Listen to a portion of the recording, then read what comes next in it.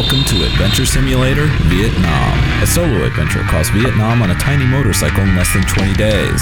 So join me as I poorly execute a path across a stunningly beautiful country. I also ran out of cash, and I'm low on gas.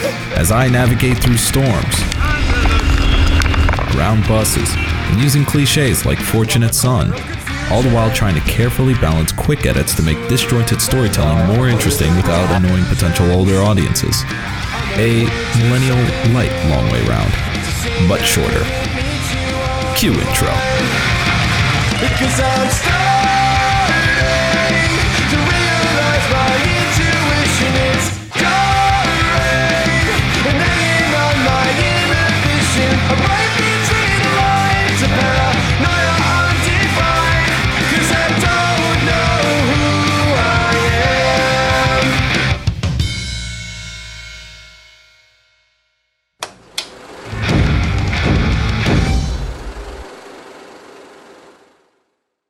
This show is not about planning, so if you're looking for that, wait for the podcast.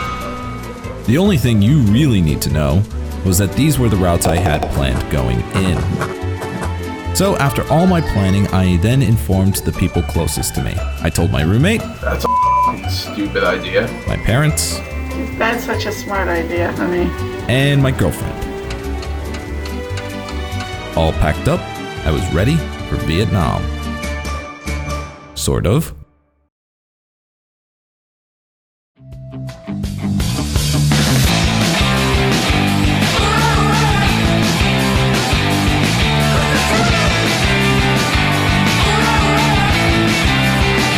Alright, going to Southeast Asia for 3 weeks. See you guys then. Okay, bye. Wait, rent check? Yeah, it's due tomorrow. Okay. God damn it. Well, I'm sure Alice will miss me at least.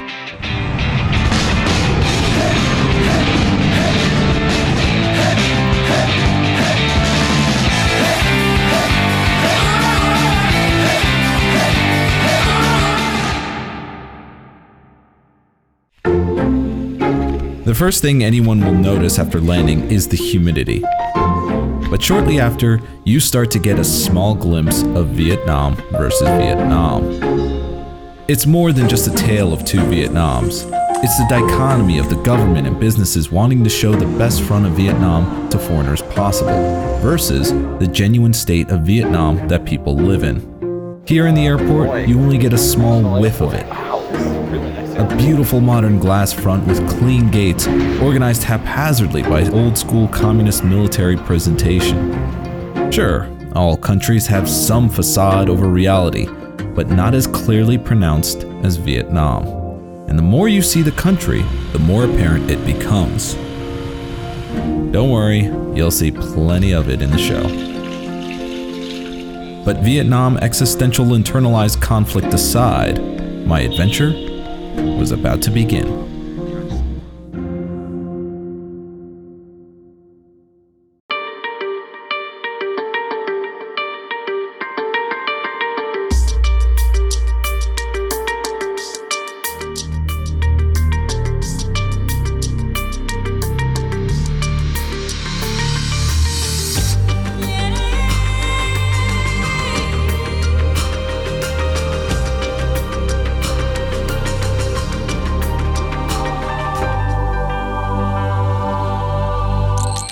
Hanoi is an absolute assault on all the senses. Rapid movement, too busy to keep track of. Deafening honking every second. Heat and humidity that makes you want to shed your skin. And the smell! Open sewage that never really goes away. Ugh. Let's just hope the food tastes good. The Old Quarter, also known as the Hon Kien district, is known for their tightly packed streets, shops, pagodas, French architecture, and other old stuff as the name implies. What it should also be known for is an endless sea of people constantly trying to get money from you. Beggars, card sellers, motorbike taxis, and scammers. They all know you're a foreigner, and they'll follow you for blocks if it means they might get money out of you. And yet, somehow despite that, Hanoi carries an unusual charm. You adjust to the new normals. The noises and smells become part of the background, and you learn to trust the flock of commuters to go around you. And the scammers? Like drugs, be firm and say no. But the little shops and restaurants are eager for happy customers, and the people in general just don't have the frivolous worries that New Yorkers carry. Maybe there really is something to this other side of the world. They could walk a little faster though.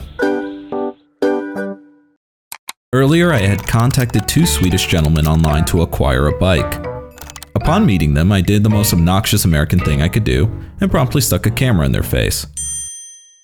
They had 2 motorcycles for sale, each having their own pros and cons, but ultimately, I chose the one with the pretty face. After a little ride around on both, we stopped for some pho as they told me about their travels across Southeast Asia. South of it, Haiwan Pass kind of goes next to the ocean where the Americans went with all their ships when they tried to take Da Nang. Yeah. So it's got beaches and beautiful nature. Eventually, we went back to the hotel and they showed me how to park my bike in a pagoda for a small fee. I bought the bike and we had some celebratory beers in the dark since the power went out. Because, well, Vietnam. Eventually, the power returned and we parted ways.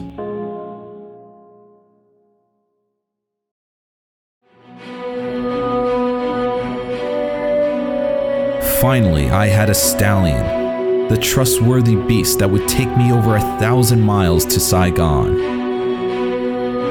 She doesn't look like much, but she's probably been across Southeast Asia several dozen times, if not more. This is my ride, my dependent.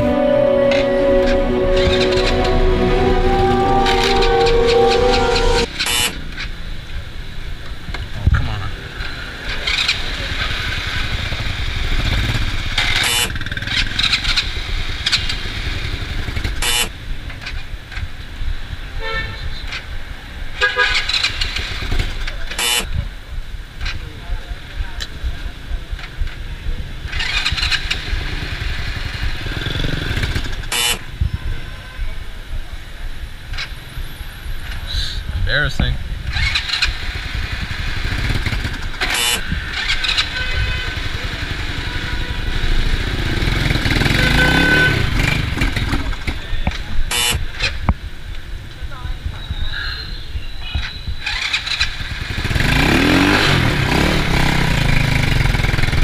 Well, I'm sure that's not a clear sign of things to come.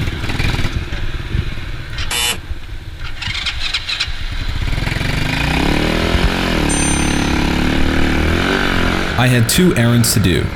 Get my Lao Visa and get a SIM card for my phone. This made the wild of open road beckon my name. And I gladly answered.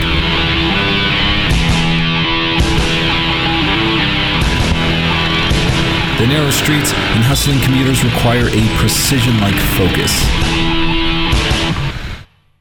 But damn if it ain't fun as hell. The chaos is seemingly more manageable on a bike than on foot. And like a stream, there's a certain flow to it all that your brain starts to get. And that's to always keep moving. But let me tell you, there's a reason I got this bike. Because once you get this bike past startup, she keeps moving without a fault.